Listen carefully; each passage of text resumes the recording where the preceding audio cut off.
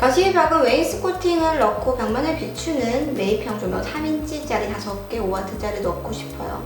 거실과 연결되는 발코니에는 폴딩 도어를 5짝 하고 싶고, 바닥은 3.2T 헤링본 패턴의 장판으로 하려고 합니다. 주방 쪽 연결된 발코니에는 터닝 도어를 설치하고, 천장에는 바이오 세라믹 코트를 시공하려고 합니다. 기존의 천장이 우물 천장으로 되어 있는데 이거는 민자로 바꿔주시고요. 그리고 욕실도 위비알로 되어 있어요. 다 철거를 해야 될 것 같아요. 반갑습니다. 인테리어 디자이너 조빠입니다. 지금 한 말 무슨 말인지 다 이해하셨나요? 오늘은 인테리어 이야기를 할 때 알아두면 좋은 영어 15가지에 대해서 이야기해 보려고 합니다. 그럼 지금부터 시작해 볼까요? 웨인스코팅은 벽면이나 기둥의 모딩으로 모양을 내는 방식이죠. 유럽 석조 건물의 단열과 습기 차단을 위해서 원목 퀼화를 덧댄 것으로 시작되는데, 클래식이나 프렌치 스타일에 많이 쓰입니다. 모양이 있기 때문에 당연히 도배는 안 되고 목공 시공 후에 도장으로 작업해야 합니다. 그리고 과하게 사용할 경우 분할되어 보이기 때문에 작으면 더 좋아 보일 수 있어요. 몇 년 전부터 유행처럼 많이 생겨나긴 했는데, 비례와 기존 집 스타일과 맞는지 미리 고려하고 하세요.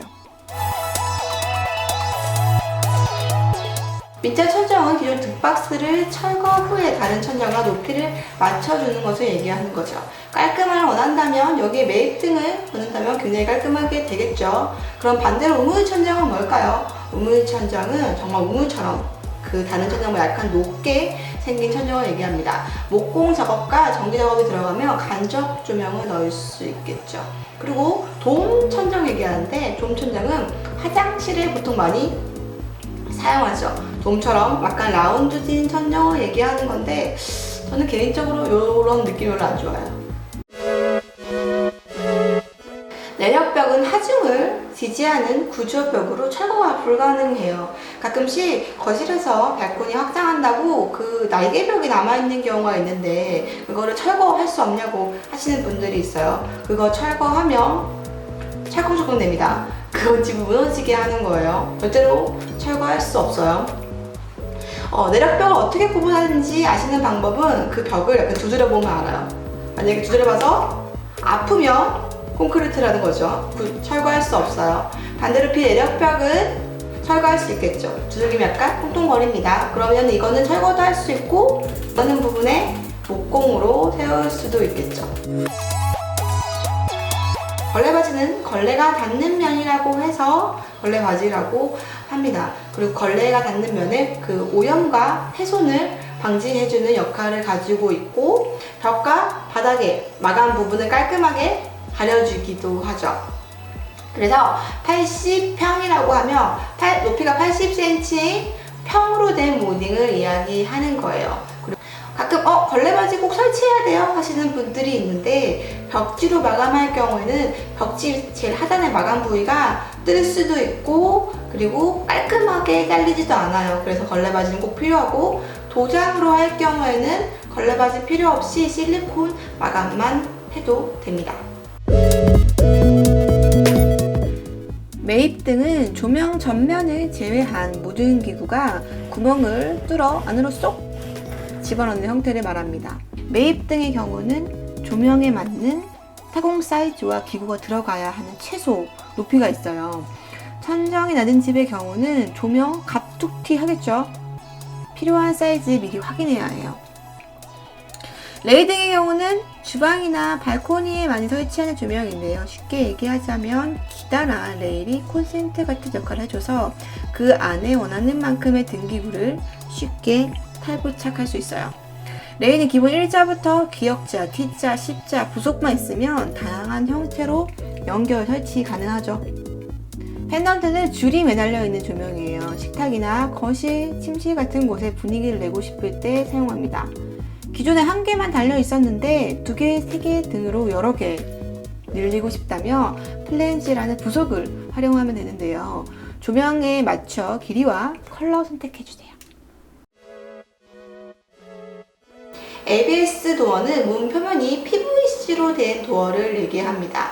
가볍기도 하고 변형도 적고 방수에 굉장히 강합니다. 그래서 60인에 적합하죠. 60인은 부러져 있다면 ABS 도어로 바꾸는 걸 추천드리고요. 유리도 타공을 해서 선택할 수 있습니다. 터닝 도어는 발코니로 연결되는 부분에 많이 사용되는 PVC 도어로 기미성이 뛰어나기 때문에 단열, 방음 효과 뛰어난 시스템 도어예요. 근데 하지만 가격이 일반 도어보다 두세 배는 좀 비싸죠. 탄성 코트는 고무처럼 탄성이 있고 표면에 코팅해주는 페인트로 대리석과 같은 자잘한 질감이 있어요. 방수 기능이 뛰어나고 잔균열 커버도 가능해요. 하지만 곰팡이가 있는 집의 경우는 근본적인 해결을 해줄 수 없으니 곰팡이 제거, 단열부터 하고 시공하셔야 합니다.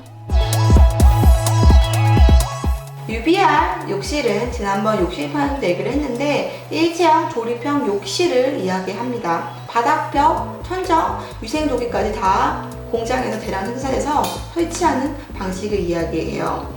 근데 가끔씩 타일로 되어 있는 집들이 있어서 구분이 힘든데 벽을 쳐보시면 통통 빈 것 같은 소리가 납니다. 그러면 이것은 철거를 필히 하고 설치를 하셔야 해요. 덧방 안 됩니다.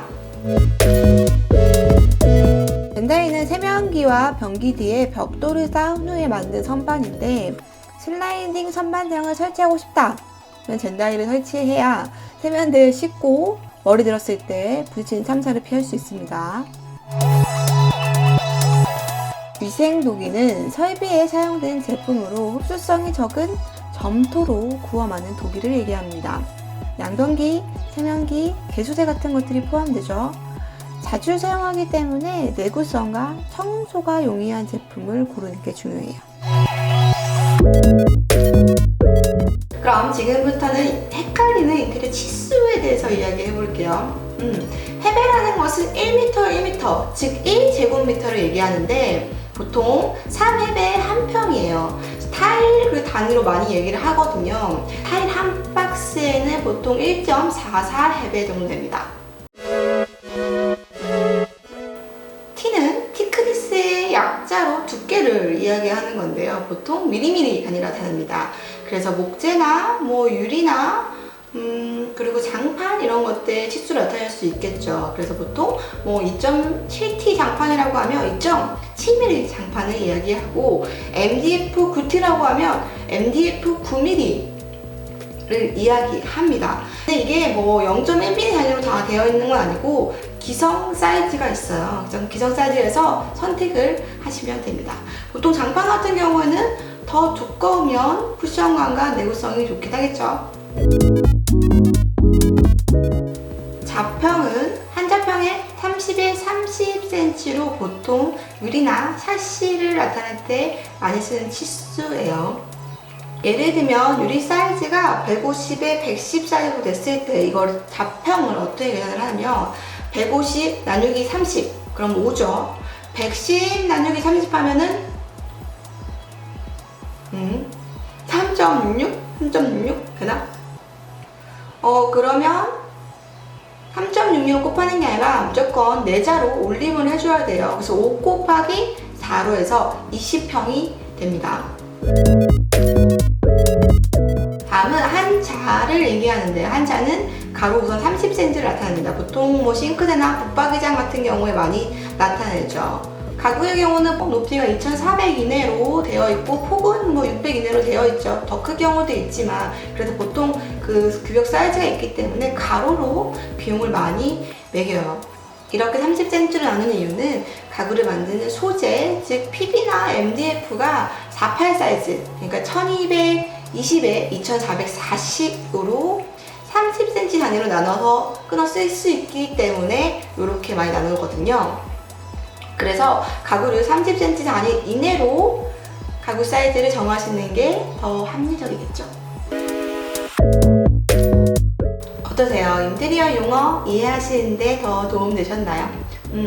정확한 인테리어 용어를 알고 있다면 더 많은 인테리어의 요소들이 보이고 시공을 할 경우에 다양한 사람들과 명확하게 소통할 수 있겠죠. 다음 시간에는 더 외계어 같은 인테리어 시공 용어에 대해서 준비해 찾아올게요.